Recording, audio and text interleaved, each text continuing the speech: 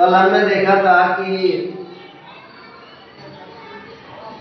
बेटा गोलीय दर्पण से संबंधित शब्दों के बारे में बताया था। आज हम अगला उसका पाठ यहाँ लेकर आए।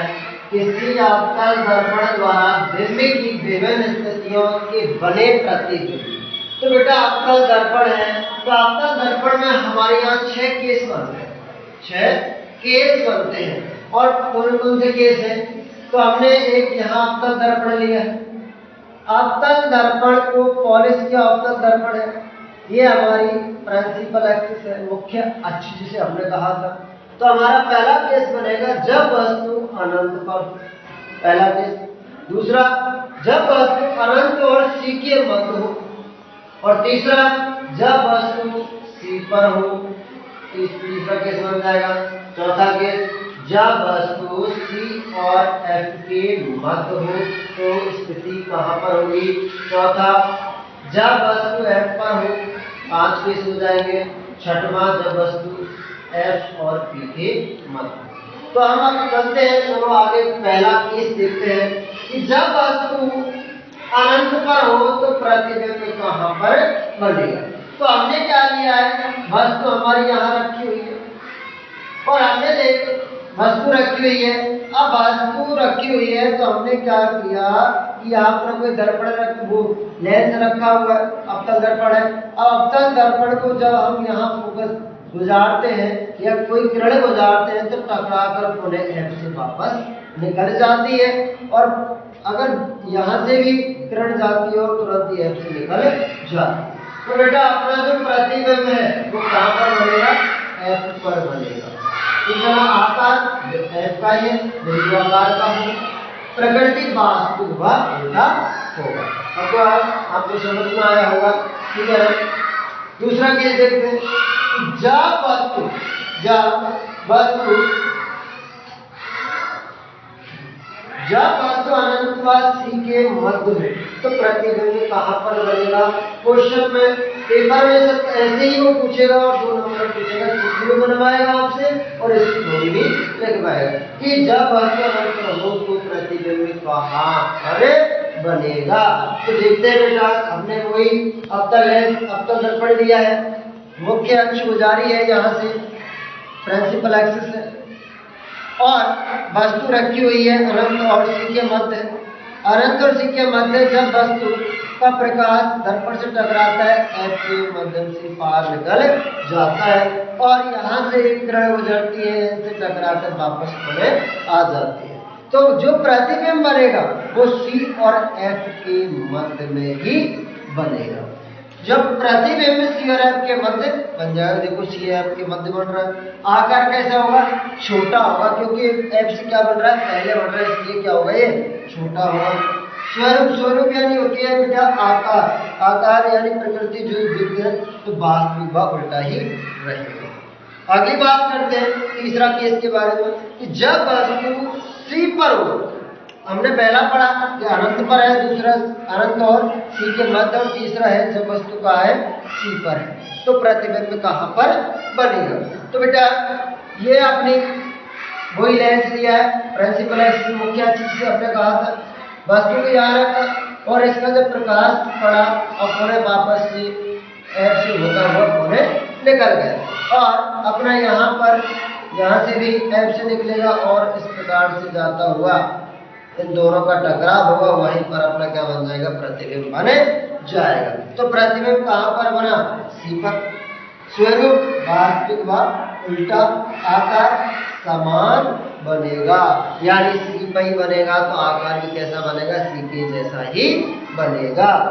चलो आगे, जब वस्तु सी और एफ के मध्य, हमने 3 केस पढ़ चुके हैं। चौथा केस है जब वस्तु सी और एफ के मध्य हो, यानी यहाँ पर सी और एफ इन दोनों के मध्य हो, तो यहाँ से वस्तु का प्रकाश पड़ेगा, लेंस से टकराएगा और एफ से पार निकल जाए। तो यहाँ हमारा अपना सेंटर ऑफ कर्वेचर खाली था, ठीक है ना, यहाँ वस्तु नहीं थी, तो ये इधर से इधर टकराएगा और वापस से प्रकाश आ जाएगा। तो जो प्रतिबिंब बनेगा सी से पहले बन जाएगा, यानी कि सी से परे बनेगा। तो देखते हैं प्रतिबिंब सी से परे पहले ही बन जाएगा। स्वरूप वास्तविक उल्टा रहेगा, उल्टा ही आवर्धित बड़ा, यानी सी से कैसा बनेगा, बड़ा बढ़ेगा। अगला है जब वस्तु F पर हो, कहाँ हो, जब वस्तु F पर हो। तो बेटा जब वस्तु कहाँ है, ये रही हमारी F, ठीक है ना, वस्तु कहाँ है, F पर है। तो प्रकाश जाएगा वस्तु से टकराएगा, वापस पुनः F से निकल जाएगा। और देखते हैं कि यहाँ वापस पुनः निकलेगा तो C अपना खाली है, F और C को दोनों को मिला दें। तो पता नहीं है कहाँ पर कटेगा, लेकिन प्रतिबिंब कहाँ पर बनेगा, अनंत पर बनेगा, ठीक है ना, कहाँ पर बनेगा, अनंत पर बनेगा। गाइस अत्यधिक विवर्जित रहेगा, अत्यधिक विवर्जित प्रकृति वास्तविक उल्टा रहेगा, ठीक है ना, जो प्रकृति है वो वास्तविक उल्टा ही बनेगी।